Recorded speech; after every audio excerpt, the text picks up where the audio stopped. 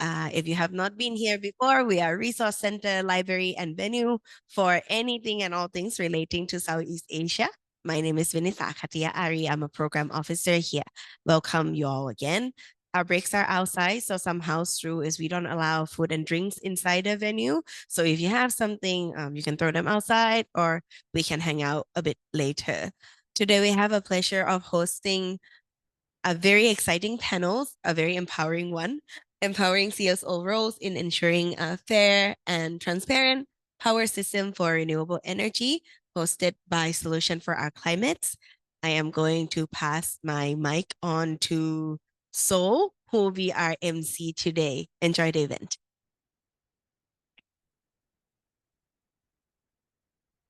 Good afternoon, everyone. Welcome to Empowering CSO's role in ensuring a fair and transparent power system for the renewable energy transition. My name is Sol An. I'm a policy analyst at Solutions for Our Climate. Just a brief introduction of our organization. Solutions for Our Climate is a nonprofit climate advocacy group based in Seoul, South Korea. We look into areas including power sector, energy market, and food systems, climate finance, oil and gas, and industrial decarbonization, and leverage our extensive networks in the media, legal community, and civil society to drive change. We are honored to welcome our distinguished guests this afternoon. Today, we've gathered leading voices from climate change civil society organizations to share their insights and explore pathways for strengthening power system transparency and accountability in Asia. Although access to electricity has become a basic societal right, we are far too often left in the dark about power system processes and development. Through this session, we hope to bring attention to the importance of transparency in the power system for all actors as a fundamental principle to a just energy system and what CSOs can do to improve transparency in our countries. Today, we will begin our session with brief presentations from each of our panelists, following which we will invite all of our panelists up for a group discussion. Our presenters today are, as you can see on the board, Brooke Savoy, Power Markets and Grid Policy Researcher at Solutions for Our Climate, August Tampubalon, Project Manager of CASE at Institute for Essential Services Reform, Roberto Emilio Hernandez, Director for Energy Policy at Institute for Climate and Sustainable Cities, and Bill Kwanjarun, Thailand Program Manager at New Energy Nexus Thailand. And moderating our panel today is Tisha Nalkrake, Project Manager of Power System Transformation at Agora, Bangkok. Without further ado, I would like to turn over to our first presenter, Brooke Savoy.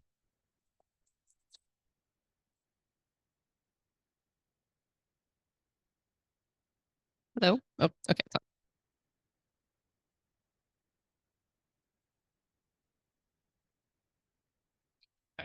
Hello, everyone. So my name is Brooke Savoy, and I'm a policy researcher on the Power Markets and Grid team at Solutions for Our Climate. And today I will share with you about some issues that we've been facing in the Korean power market. And that issue is how opaque energy rates have been blocking renewable energy expansion in South Korea. So power systems can be a bit complicated, but to give you some background information, the power system is in South Korea is almost entirely monopolized by the state-owned utility KEPCO, or Korea Electric Power Corporation. They entirely own transmission and distribution grids. They monopolize the retail sector, and they also own 68% of generation assets. And also an important point to remember is that a majority of the generation assets that they own are fossil fuel generation. It was only in 2021 that private renewable energy generators were allowed to sell electricity to private companies directly instead of KEPCO through power purchase agreements. So power purchase agreements have been a driver of voluntary renewable energy demand worldwide due to the fact that they provide stable financing for new renewable energy projects. This is true in South Korea as well, where there has been significant growth since 2022. However, you can also see that it has started to slow down in 2025. And there are multiple factors that can contribute to this slowdown, including supply issues as well. But another consistent concern that we hear from corporations in South Korea who sign these PPAs is that they are worried about the unpredictable hikes in electricity fees, specifically for power purchase agreement users. So the reason that corporations are concerned about this is because the introduction of the PPA system has also introduced for the first time competition for sales of electricity. This competition is between KEPCO and the private renewable energy generators. And KEPCO, as the sole grid owner, the sole retailer, as well as having most of their generation assets being fossil fuels, has an incentive to unfairly change rates for the system for independent renewable energy purchasers to avoid losing customers for their business.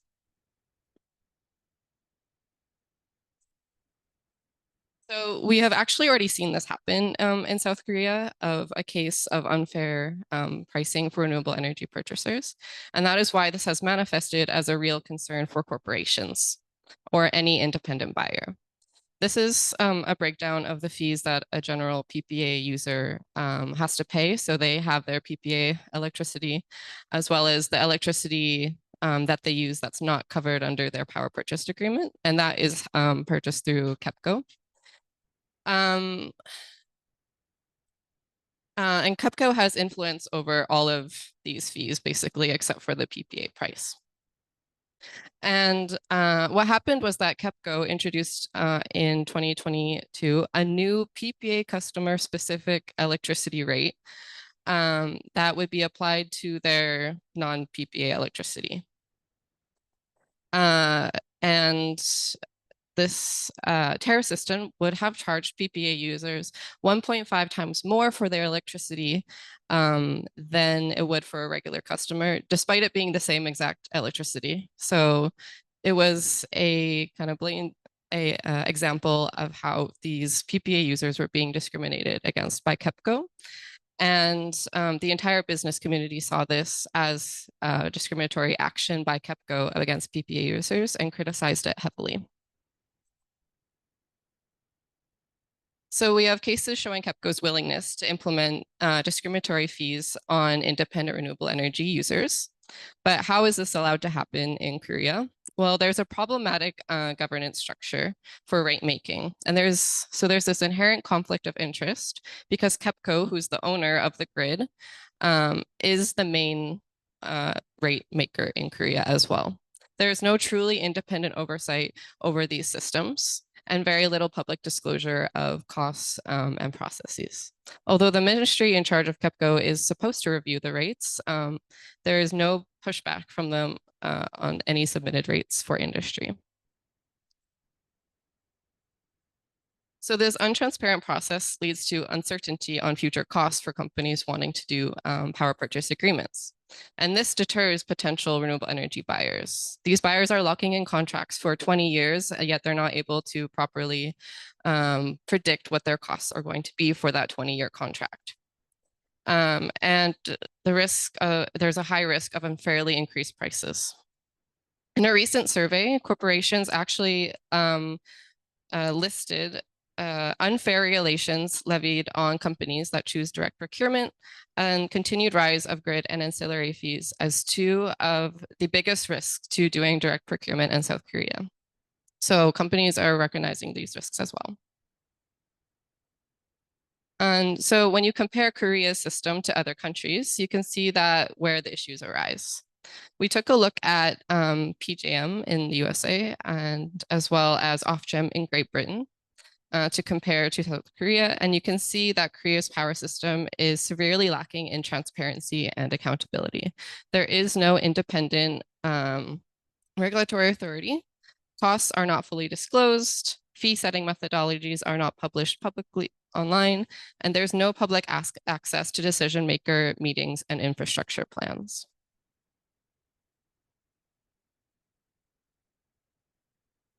There.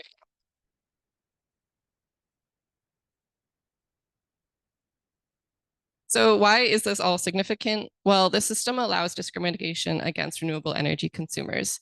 But not only does this affect renewable energy consumers, this will also affect other independent entities such as virtual power plants, renewable energy suppliers, and potential new retailers if the retail market opens up.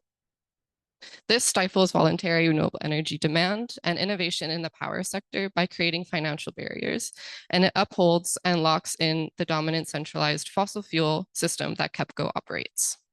Although corporations mostly talk about rising costs, that isn't truly the main issue here. For the renewable energy transition, we do need investments in the power grid and the power system, and that comes with a price tag. However, keeping the public in the dark about these costs leads to mistrust. And by increasing the transparency of the process, it also leads to increasing acceptance. But this also needs to be paired with accountability to make sure that the investments make sense and that costs are distributed fairly. At SFOC, we have taken some steps to try to address these issues. Last year, we reported KEPCO to the Fair Trade Commission of Korea, arguing that they are abusing their power as a monopoly. And we also released research reports comparing Korea's policies to other systems with case studies of best practices in other countries.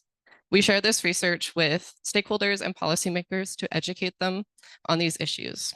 And I'm currently working on a report and it will be released in late October.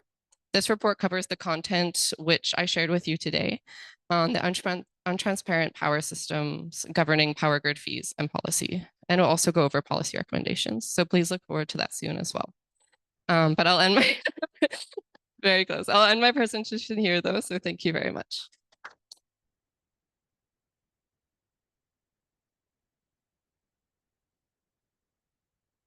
Thank you, Brooke, for your insight into South Korea. Now I give the floor to Agus.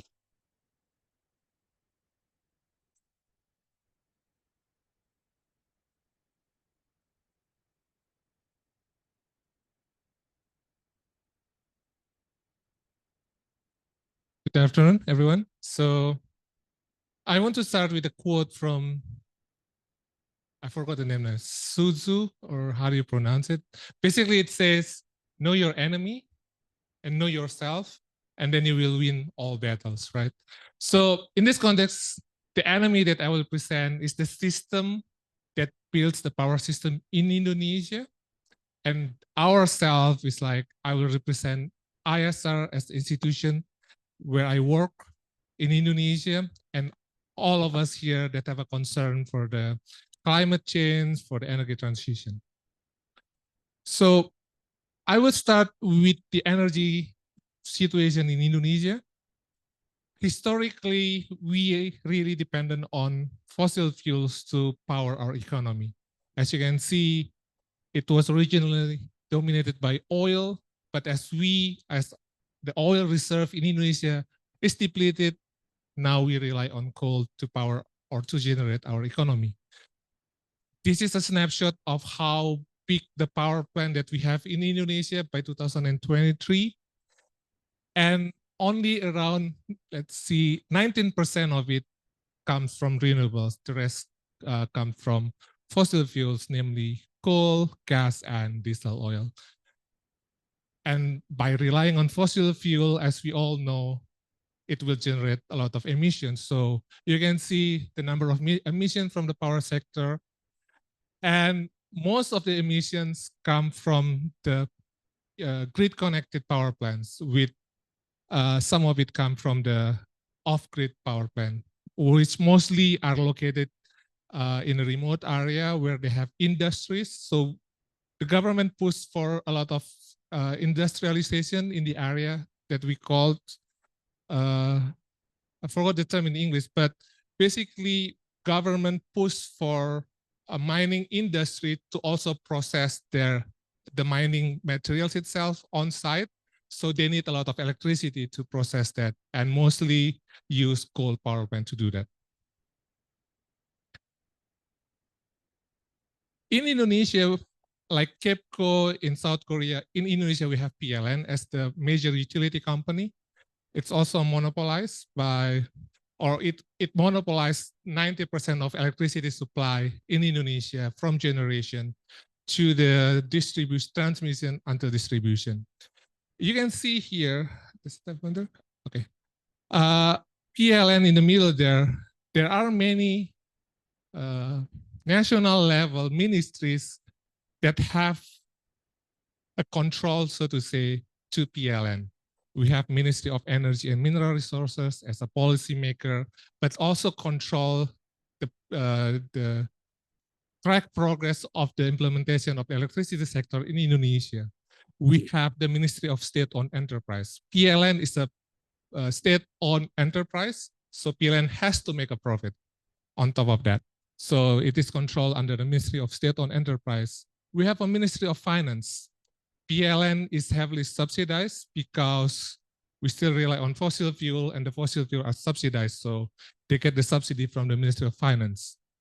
We have Ministry of National Development Planning, which regulate or synchronize all the development planning in Indonesia, including the energy sector. And then there is the National Energy Council that sets up the national energy plan for Indonesia for the next 20 years. So it's kind of important. So there are many ministries that have a say with the operation of PLN. So they're really, let's just say, have to report to many bosses. They are not that freely to make any decision, particularly if you have to ask them to close one of their coal-fired power plants. It's not that easy. So that is one of the dilemma that we have. I said earlier that PLN is one of the biggest, or has the monopoly for 90% of electricity producing, transmission, and distribution in Indonesia. Outside PLN, there are around 60 independent, not independent power producer, but we call it private power utility. This 60, although it's a big number, but they only have around 10% of shares because they are usually with a small, they're usually for the sector that I mentioned earlier. It's located mainly in mining areas or small industrial areas. So they only serve that particular location. PLN, on the other hand, serve from the generation side, transmission, distribution until the end consumer. So that is the situation that we have in Indonesia to show you guys how powerful and big PLN really is in Indonesia. So that is the part to know the enemy from my presentation. This is let's say a survey that we did at IESR every year. We call it Energy Transition Readiness Framework. This is included in an annual report that we release, Indonesian Energy Transition Outlook. What I wanted to show you here, there are 2 points there. The legal framework and data transparency in the energy transition is minimal in Indonesia. It's difficult to find open data, open access, and public involvement in all things related to procurement of electricity, tendering process, all these kind of things are really limited. So that covers the aspect why we need transparency in the energy transition planning in Indonesia.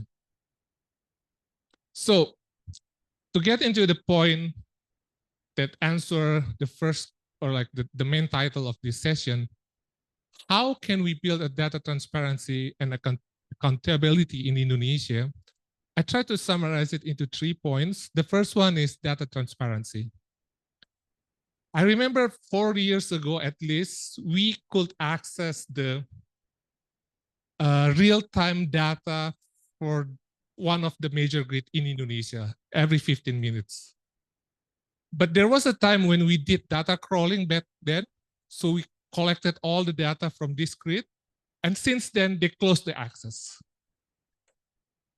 For modeler, access to such a real-time data is really important. So you see like how can we cover this demand with supply that we want to have, but it is not available anymore. We have to request the data from PLN, but it's not that easy and you don't always get it. So since that time, we have been relying on proxy data from other countries. I think even including Philippines, because Philippines have an open access data.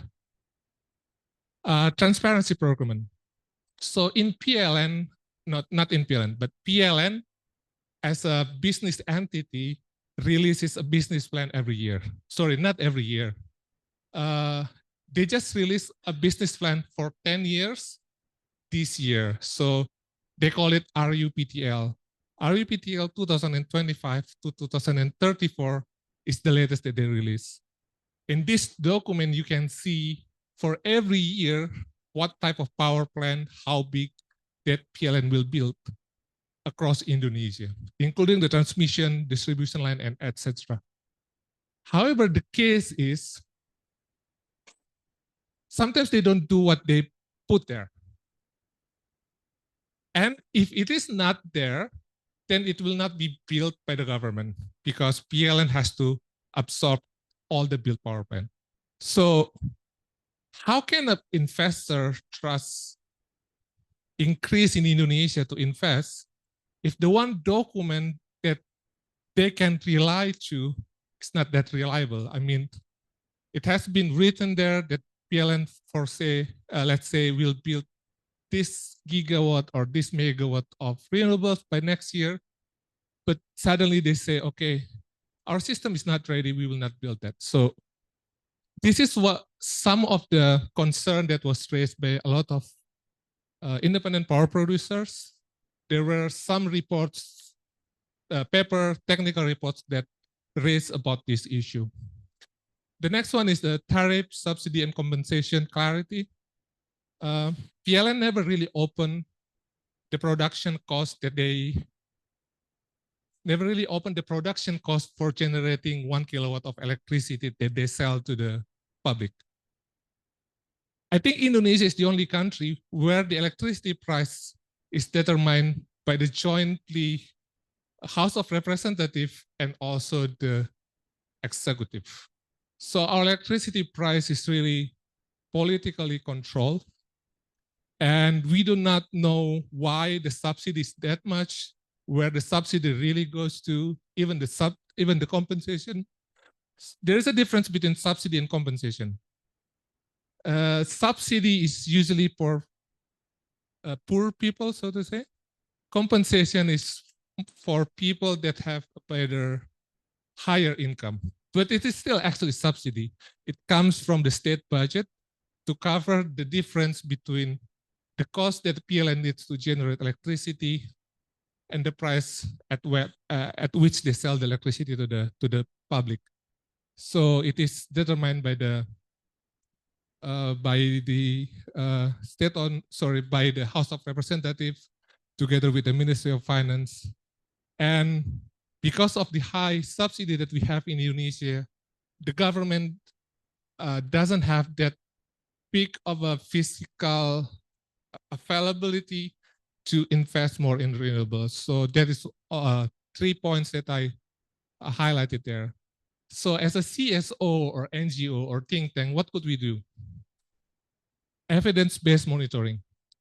IESR a couple of years ago installed electricity monitoring system we call SME. Basically, it tracks the electricity quality in your home, spread across several, I think several cities. One of the big cities is Jakarta.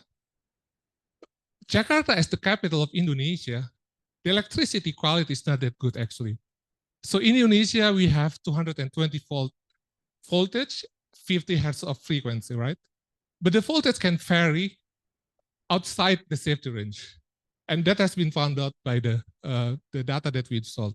So that is the kind of data that can be collected by independent like CSO, NGO, and you can use that as a basis or as an evidence to talk with the PLN or to the government to push them to really taking care about their generating capability, quality, and actually push for changes.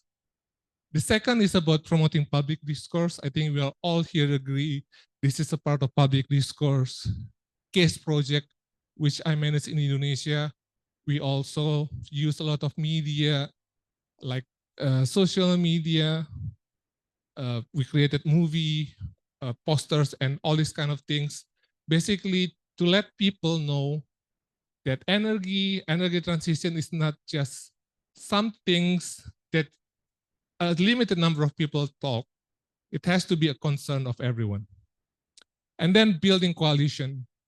From the previous event that we had this morning, it has been, someone said that coalition is really important if we want to move forward together and make an impact. So that is, or those are three things that I think are relevant as a CSO or NGO or think tank that we can do together.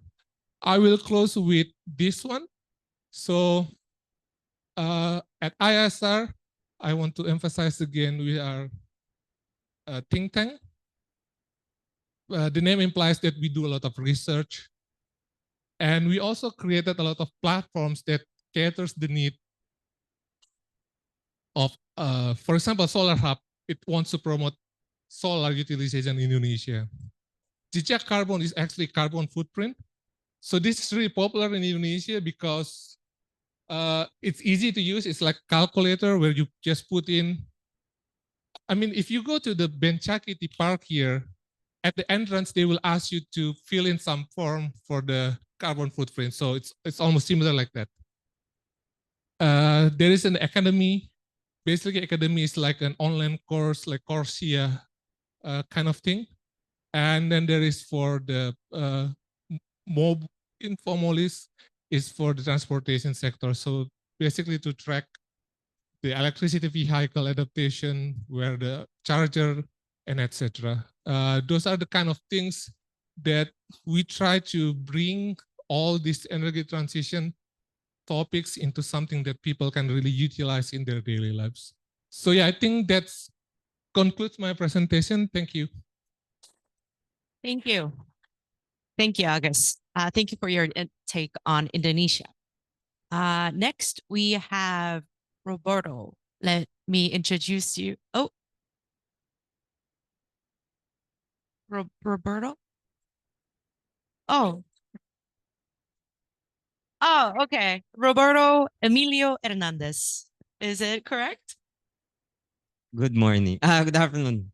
Every time somebody calls me Roberto Emilio, it's as if it reminds me of my grandmother about to scold me for doing something really bad. Anyway, so thank you once again to SFOC for inviting us over and allowing us to share how data transparency has helped actually the country to transition to cleaner, affordable, reliable, secure energy. So just to give you a brief background, about Indonesia, just kidding. About the Philippines energy sector. So the Philippine energy sector is liberalized. So from the generation down to distribution utilities, these are highly privatized. So we might think that somebody might actually monopolize the entire energy sector.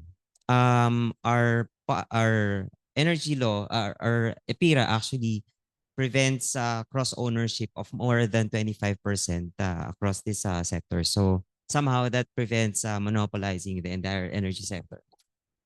So from as you can see, from generation companies, we have a market operator that actually is in charge of dispatching electricity from GenCos down to the residential and commercial consumers.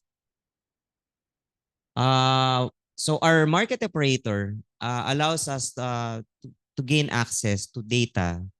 Just like in Australia, we do have access to 5-minute granularity data in terms of operations of all power plants, from coal power plants down to the smallest renewable energy plant in the country.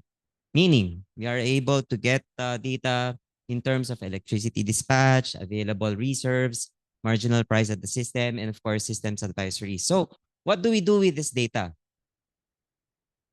For ICSC, we are able to actually point to which power plant shut down for this week or today or in 2 hours time, and able to show that actually these coal power plants are not only unreliable, but they're actually bringing the cost up in a given 24-hour interval. So because of this 5 minute because of this access to this 5 minute granularity level of data in their operations, we are able to actually pinpoint which generation company, which power plant actually caused the system to become unstable. And based on our data so far, we are able to show not only to our friends from the Department of Energy, who is over there, but also to key decision makers who are not energy savvy people, that actually in the Philippines, only in the Philippines, that coal power plant is highly unreliable and they're very intermittent. I'll do a question and answer portion since you'll be asking me later on. What could be the reason why coal is highly intermittent and unreliable in the Philippines? What could be the reason?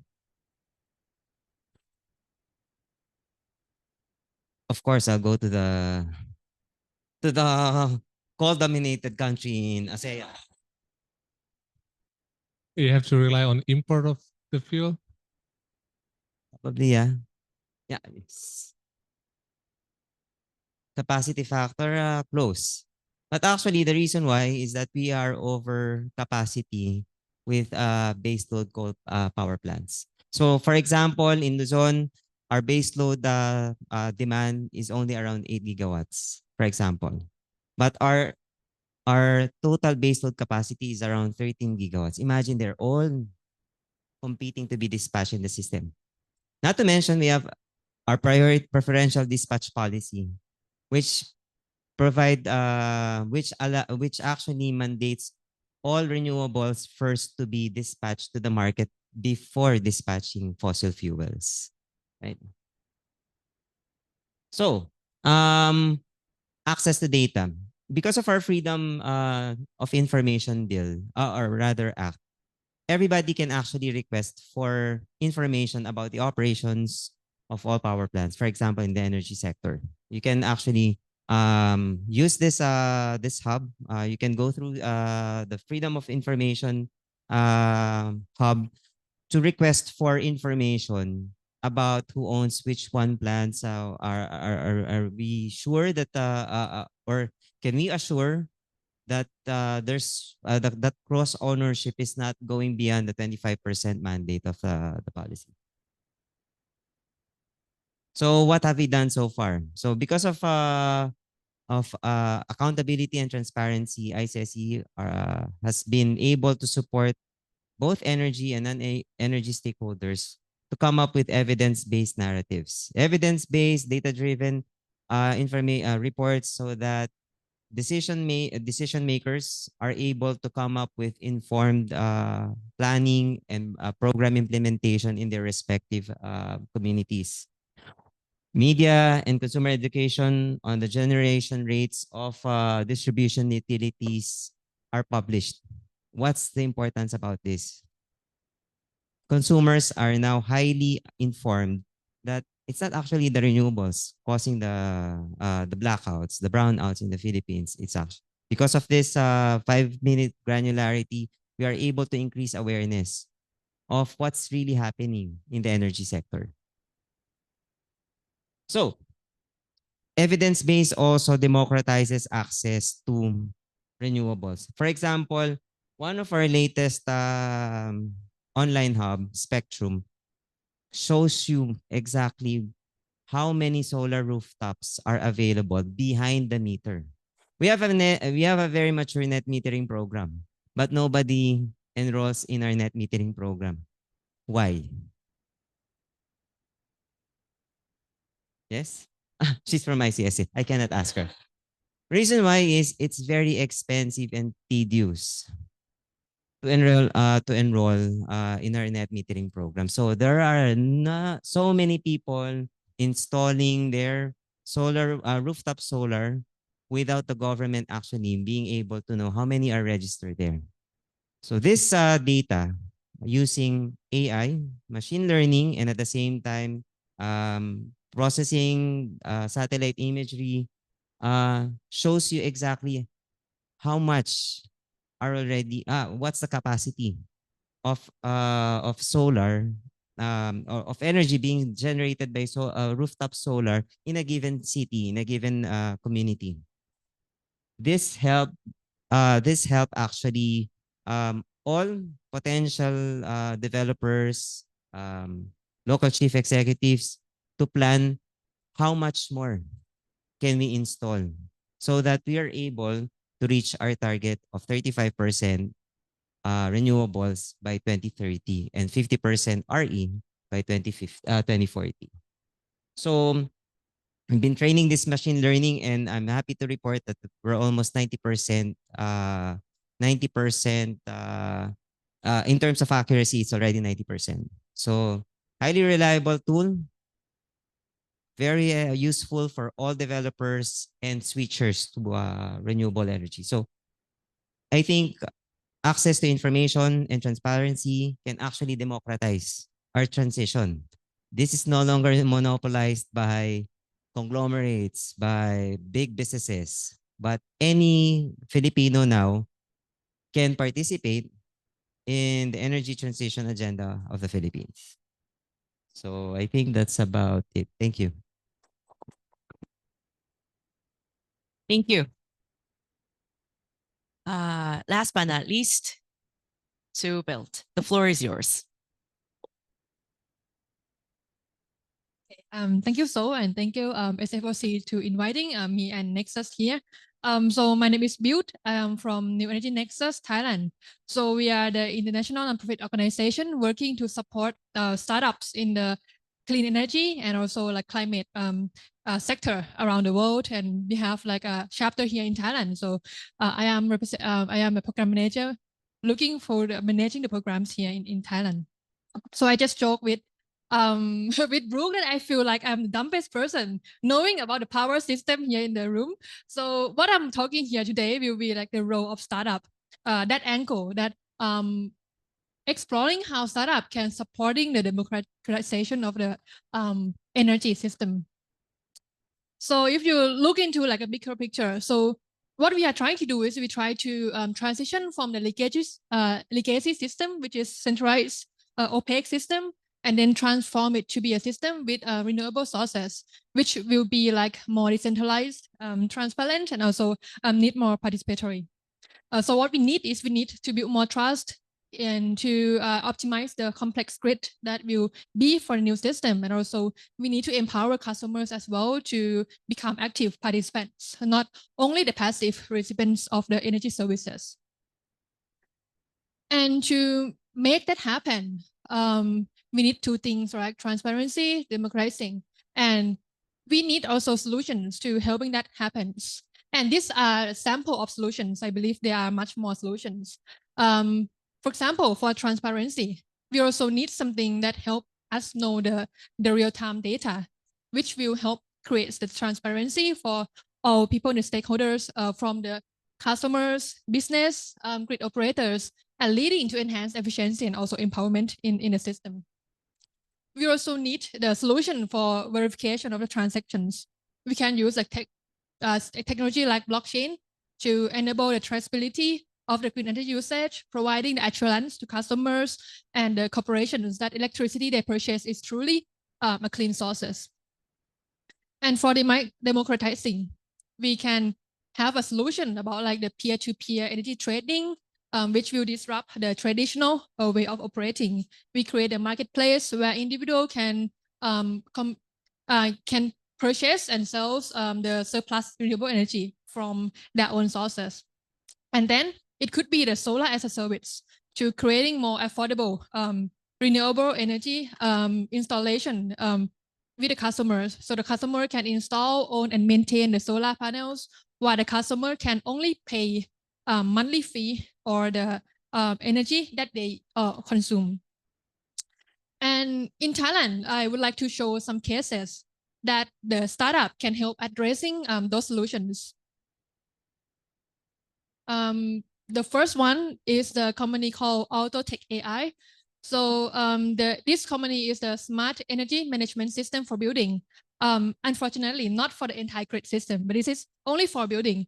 But that also helps democratizing energy at the consumption level. So when the owner knows about the data they use in the hotel, the hospital, the retail space, or the factories, they can gain the control over their energy usage. And that one also be a powerful tools for like transparency and also providing real-time data to enable user to achieve energy saving as a result. And then if we go on, we also have like Ion Energy Corporations. This is a startup who not only doing solar installation service for household and commercial and industrial, they also like promote transparency through the solar monitoring and payment platform, allow business to track the performance of their solar systems and support the billing and payment process for the private PPAs. Moreover, they also do the peer-to-peer energy trading in the government sandbox in the industrial estates, because right now the government in Thailand don't have this policy or our nations. But because this company or as well as another startups who will piloting this kind of technologies, it will creating alternative possibilities. Like it can test the limit that, okay, this can happen. And this also can promote like the advocacy to the widespread of the policy all over the nations. Yeah. So I think those are like a few examples that I bring here. And I believe like apart from Thailand, in a different economy, in different market, like different like Philippines, I believe the solutions that can help transparency and also democratizing also different. So I think I will conclude my presentation today. Thank you very much. Thank you. Thank you, Bill. Thank you for all of your insightful presentations. I would like to now invite all of our panelists and our moderator to the front for the panel discussion.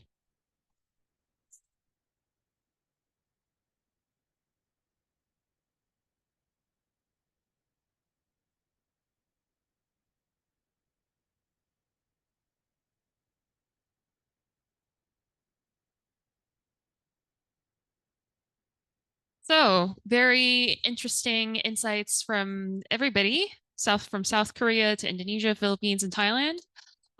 So just a quick recap of what has been discussed so far.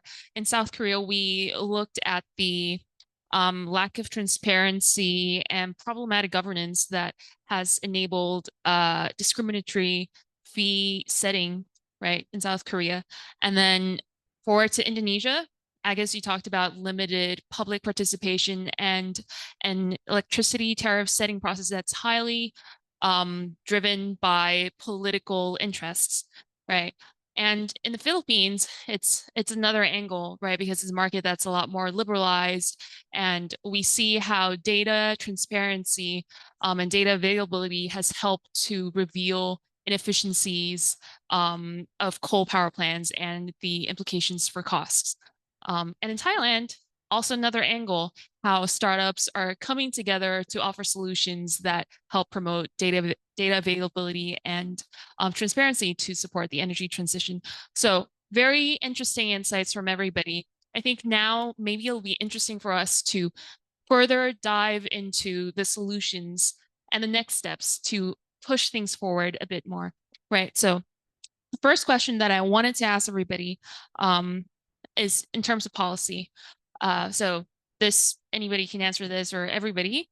What other policies that you feel are still missing and need to be in place to further promote transparency and accountability? Like what's still missing? Anybody wants to go first? Go ahead. Hello. Hello. Hello. Oh, there. Can you hear me? Okay. From over here, it sounds like very quiet. I think from my experience in South Korea, one of the most important policies that needs to be implemented is the introduction of a truly independent regulatory body. And so why I say truly independent is because, for example, in South Korea, we have our electricity commissions, but they're housed under the ministries. And similar to Indonesia, they're very highly influenced by politics. So by what the president wants, or what the National Assembly or what KEPCO wants as well. A lot of the members on these commissions are either worked at KEPCO before or have connections with them as well. So there is no true independence in the current system. And I go back to my example of Ofgem, the regulatory body in Great Britain. I was speaking with a higher up from Ofgem once, and what really struck me was that he said, even if a minister in Great Britain says, hey, I want you to do this policy for the electricity system, he has the right to say no and refuse that if they don't believe that it is beneficial to the UK power system and to the consumers, if it doesn't align with their policies of protecting consumers and growing a reliable power system, then they have the right to say no. And I think that's really important. For Indonesia, I think what is still missing, that we do not have written in any law that PLN has to open their data. So I think it's really important because, as I mentioned earlier, they used to open their real-time production and load demand, but they, since 4 years ago, closed it on whatever basis that we do not know. So I think it's important to have a regulation, even law, that mandates PLN or other companies to at least open. I don't think that data such a load curve, demand, consumption is something that is that should be kept a secret. I mean, there's nothing that we can do about it. It's just for science or for modeler, it's really important. So I think it has to be pushed down that this important data that will involve participation from researcher, from NGO, SEO, has to be released to public and can be used. So that is what is still missing in Indonesia. For me, I would like to share in another angle, which is about the consumer participation. I think we still lack of the policy to allow more public adoption of this RE energy sources, which is like such as the net metering policy. I do believe that if we have this kind of policy, there will be a lot more consumer will install the solar in their rooftop, and that will like helping a lot on the transition. Yeah. In our case, probably the policies are already robust enough. However, in terms of data collection, I think that's something that we really need to shape things up in the Philippines because, for example, our household energy consumption survey, the last I think survey that was done was around over 10 years ago. So imagine you have a set of data about how coal power plants or renewable energy power plants operate, but you don't have a complementing data to show how consumers are actually what's their energy practices, their consumption practices. So data collection and at the same time access to information should go hand in hand in terms of transparency to ensure transparency and accountability at the same time. Indeed. So we don't only need policies on the supply side or more independent regulatory body, but also on the consumer side, we need the right policy and incentives so that consumers can properly participate. So yeah, very interesting points. So aside from policies, right, a lot of times are policy and regulatory barriers or data collection. On the other hand, a lot of times it's also about limited capacity or limited capabilities on the different stakeholders side. Do you feel like within the different countries that you cover, there are further initiatives or capacity building activities that really should be rolled out to address capacity and capabilities gaps? Guess I can start again. In South Korea, I would say the biggest lack of capacity would come from the fact that it has been a monopoly for so long in South Korea. And all they know is how to work as a monopoly. So they share information within themselves, but they don't disclose information outside of that utility system. And I think there is a lot of training or interventions that can happen for people within the utilities and these traditional generation companies on how to be more transparent and how to build these systems of disclosure. Because in South Korea, it is slowly opening up bit by bit. The National Assembly is more open to it. And so I think that will be a capacity that needs to be built within the current utilities and stakeholders in Korea. To add to what Brooke has said, that thing also applies to Indonesia. But another thing is about to operate a system that will be different than the existing system that we currently have. So what I mean with that is, I showed in my slide earlier, 60% of our electricity generation come from coal-fired power plants. PLN perceive coal as a baseload, kind of they supply the baseload, right? With the new system, with higher share of renewables, particularly variable renewable energy like solar and wind, the system will operate differently. So this is the aspect that our utility are still lacking, and they have started to build their capacity.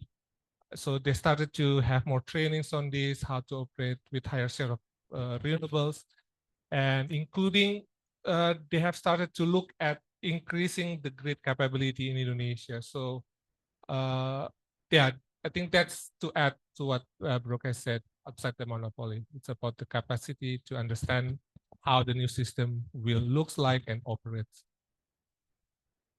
For me, also just want to echo point that Brooke and also Angus said, because we are in a like same monopoly system. I think what can add in terms of intervention would be to making it more transparent in the procurement process, especially for like a long-term PPA, which is a fixed price for a very long time. And the capacity building that could happen could be like a training, like government officers to understand more about how to draft the agreement, and also creating like online open data, putting all the agreement online so that they will involve more like public hearing, those things. I think for the Philippines, it's more of capacitating the young engineers and economists when it comes to modeling, not the ones who are striking a pose. Just kidding. I mean, in terms of modeling data science, because there are only a handful of think tanks in the Philippines and a handful of research institutes that are actually knowledgeable, for example, of pipes plexus. And these think tanks can only do so much more, so much. So we need to expand the ecosystem of technical experts when it comes to data science, so that each and every subnational government unit, a municipality, a provincial government is knowledgeable of processing data, because it will help them come up with an informed decision, be able to help them plan very well when it comes to their peak and baseload demand, so that they can actually demand from their distribution utilities, from their electric cooperatives, that we really need to transition to renewables. They cannot do it. They cannot demand that if they don't understand the science behind it. So definitely, capacitating these young engineers, these municipal and provincial technical experts on data science is really needed. Indeed. I mean, with the Philippines market being a lot more liberalized and there's so much data available, right? So there's a matter of making sure data is available and transparent and making use of that data to move things forward and help advance the energy transition. So your point is really important. And I also echo what Aga said about power system flexibility, training people to operate the system in a way that is in line with more renewables coming online. So that is also a big capacity gap that Agora is also looking into. So very important, interesting points from everybody. And now, given the remaining time, I think would be interesting for us to go a bit further into each of the points you made for the different countries. So I have a question maybe for Brooke first.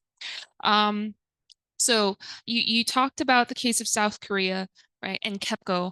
I understand that there is some pushback from KEPCO, the state utility, about efforts towards more data disclosure, them saying that it undermines their business interests and hurts reveals their business secrets, basically. So what do you have to say about that argument that they've made? Right. So that is a problem that we come across a lot with our work. We often submit data requests to do research or modeling, and they always come back to us with, oh, this is business secrets. We can't share this data. And so but the thing is, many aspects of the power system are what we call a natural monopoly, especially the transmission and distribution systems. And so what that means is, like, we can't choose who we're getting our electricity from physically. We can't go outside and choose a different electricity line to get our electricity from. There's only one. And so that means that no matter where you are, it's just a monopoly. There's no competition. And so, for example, in the United States, PJM, they release almost all of their data online for their transmission distribution companies, their costs, their assets, and everything. And the US is a very competitive market. Yet they still release all this data because they know that to protect consumers, this is something that needs to happen. We need to independently and transparently disclose this information so that so that people are protected and fairly costs are fairly distributed throughout the system. Yeah. Thanks, Brooke. And now I will move on to Agus. So I'd like you to share with the audience, in the context of Indonesia, you spoke about CSO interventions that will help to promote more data transparency and accountability. And I think you mentioned evidence-based monitoring, promoting public disclosure, and building coalition and consensus, right? So what do you feel is already happening, going well in Indonesia, and what's missing in those three areas? Like, what needs to be pushed a bit more, and what would be the most effective intervention? Coalition for sure has started to be built in Indonesia, as well as public discourse. We can see the discussion among public in Indonesia and also in the media. So for CASE project, we track the news about energy transition in yearly basis. And we can see an increase about conversation about energy transition, renewable energy in the media. But what is still missing is about independent data from each organization or CSO NGOs. I can say that it's difficult, and not everyone or not every organization will have sufficient budget to really do that, because it will require a specific hardware, for example, like what the one we did with ISR. And second thing, you need to really have a good coordination, good access with the utility company, for example, if you want to get a better data. So in this case, then there is still big opportunity there, big gap there that need to be filled. Yeah, I think that the first part from the 3 points that I mentioned earlier, there is still big gap there that can be filled for Indonesia. Thank you, Agus. And on the other hand, now that we're talking about the action that CEOs can take, in Thailand, you spoke a lot about startups, right? So we understand they're coming up with solutions independently for the energy transition. For example, smart energy demand management. I forgot the company you mentioned the name, but that's an example. So in addition to them coming up with these solutions, these technologies, what else can they do to play a part in this whole effort to advocate for more data democracy in a system that's still very much opaque? I think that's a very interesting question, because when I researching to doing the preparation for this presentation, I also think that there should be a lot more startup to advocating for this sector. We still have quite only a few. To be honest, I think it's because right now it's very monopolized players, so that's why there's not much room for the startups to play. I think firstly we need a policy to open more of the competitive market, so that startup will see an economic chance to jump in. And I think another thing that will make more startup joining is about like having more data. I just hearing of your presentation, and I think that's really interesting initiative and very impactful to access to all the solar installation happen in the city, in the country. And I think if we have more and more this kind of like data transparency, more entrepreneurs will see this as an opportunity and will jump in and play, and the ecosystem we will see like, how to say, more possibility to make the transition. Yeah. Thank you, Convilled. And I'm saving last question for Ramil because of where Philippines is at in terms of its liberalization, very liberalized market. So compared to the other countries, Philippines has come quite far in terms of data transparency, right? What do you feel are some lessons learned that you can offer to the other countries on this panel in terms of promoting data availability and accountability? I always love to promote subnational work, because that's where we actually get champions on the ground. We have local chief executives, general managers of electric cooperatives, academe. These multi-stake actors are actually supporting are actually ensuring that we get access to information. These are the people who are demanding for transparency because they have had enough of their electricity cost. For example, because of a certain transition, for example, distribution utility transition to sourcing their energy from LNG. So from 4 pesos, imagine, from 4 pesos per kilowatt hour, it jumped to around 14 to 15 pesos per kilowatt hour in a span of 2 months. So imagine that kind of burden to not only to local chief executives, but to the consumers themselves, how much electricity cost is eating up their budget. So it is very important that you have local, vocal and emphatic local champions to ensure that at the end of the day, we have to protect the consumers. We have to make sure that they get access to clean, affordable, secure, and reliable energy. And these champions, these local chief executives, these CEOs, these technocrats are the ones actually pushing for that, because they are the ones who are actually listened to by the decision makers in the sector. Yeah. Yeah. So mobilizing voices across the board, especially amongst the influential players, is also key. So yeah, thank you, everybody. We're not done yet. I think we have a few minutes left. So I think I'll open the floor to questions from the audience. Yes. Here's my. Hi, my name is Vishnu. I come from the Citizen, Consumer and Civic Action Group. We are an NGO based out of Chennai, Tamil Nadu. I think we have around 40 years of experience in the power sector, for example. So we have kind of seen each phase of the whatever you're telling us. I think one thing that we kind of found out through our, I'm not going into the power sector details as such, because India has a federal structure where each state has its own regulator, for example, and we have independent power producers, grid operators, and distribution company. So Tamil Nadu has a Electricity Regulatory Commission. I'm a state advisory committee for the Electricity Regulatory Commission.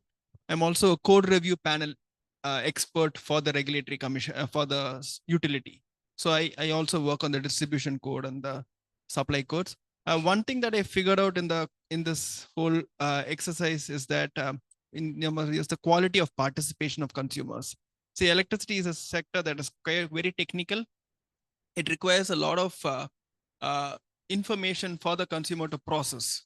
And the sector itself is in the hands of the engineers who talk in that language that demystifies their stand. But we need to demystify it on the part of the consumer on how they can participate better in the sector.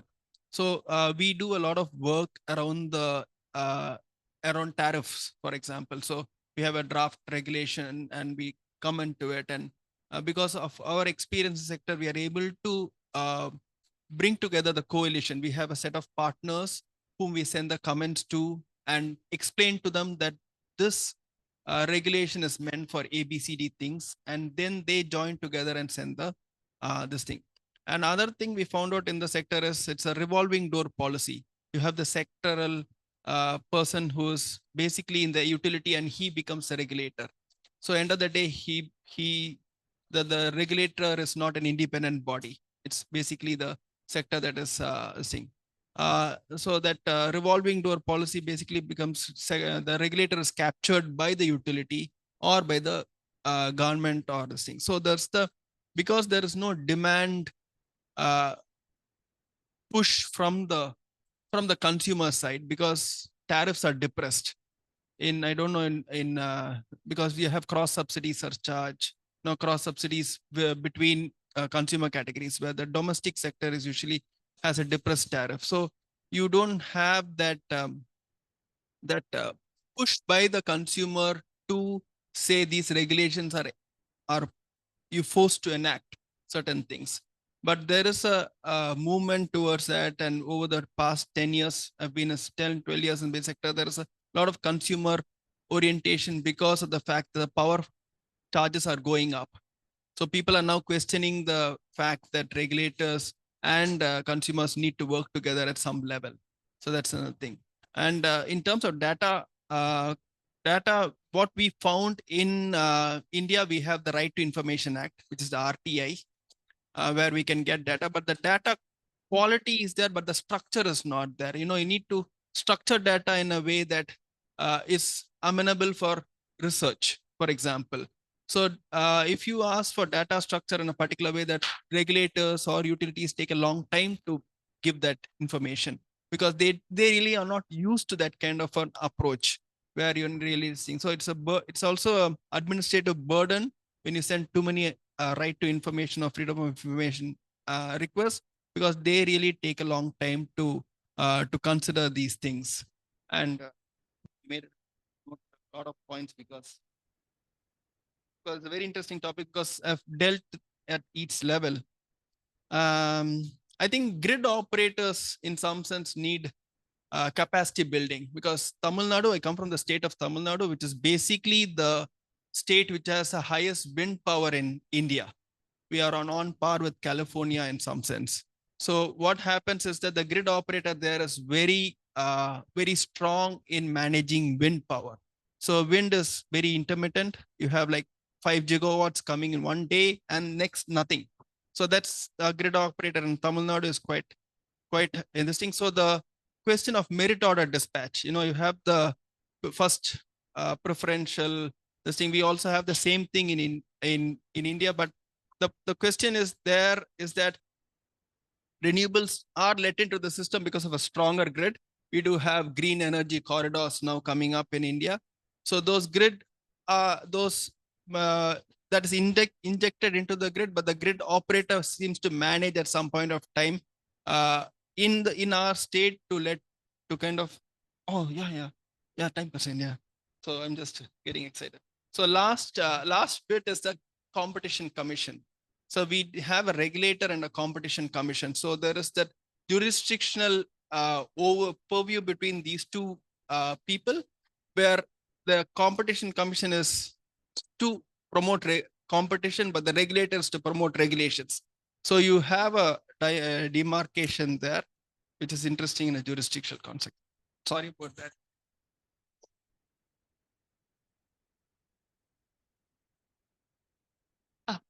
Thank you.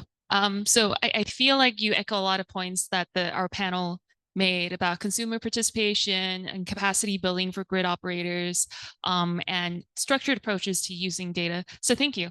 So it just really reinforces the things we've discussed. Question? Maybe this is a question to Brookie. Yeah, on South Korea, because I think we discussed this prior to the meeting. Like, what do you see from your point of view when we can actually see that the DPP is becoming financially viable for the consumers? Because I talk from a consumer's point of view, because there are a lot of demand for RE growth from the consumer's end, right? But when there are no solutions available in the market, then the consumers don't know where to go apart from buying unbundled energy attribute certificates, which comes as a premium. So I'm keen to understand how you see the DPPA evolving in the future, because RE 100 quotes South Korea is one of the most challenging markets to source RE from a corporate point of view. Maybe if you can share some insights there. I actually recently released a report on PPA regulations in Korea, as well as challenges that still exist. So you could, if you're interested to learn more, you could read into that. But when it comes to pricing for PPAs, one of the biggest kind of roadblocks right now, actually, weirdly, is the why am I forgetting the name of the program?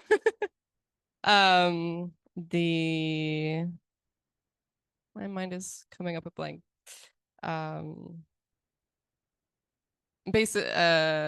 Renewable energy portfolio standard. There we go. So basically all renewable energy projects, not all of them, but the government will give renewable energy projects a premium. So they'll give them the system marginal price of electricity plus the price of REC.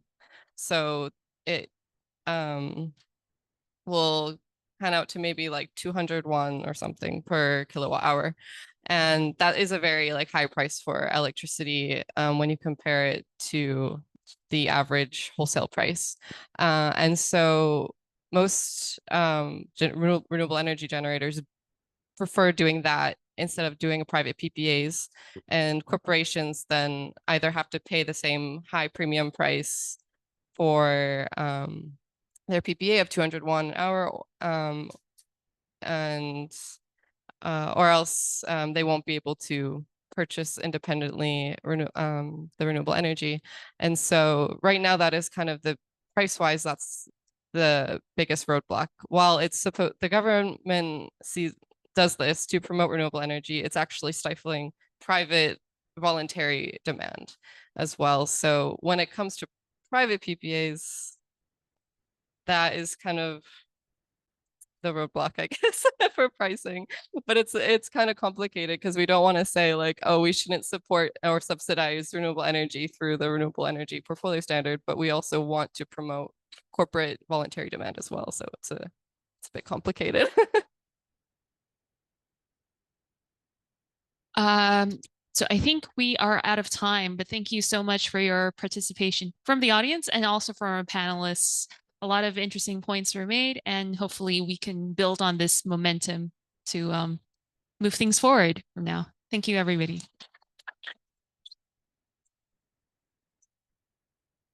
Thank you so much for coming.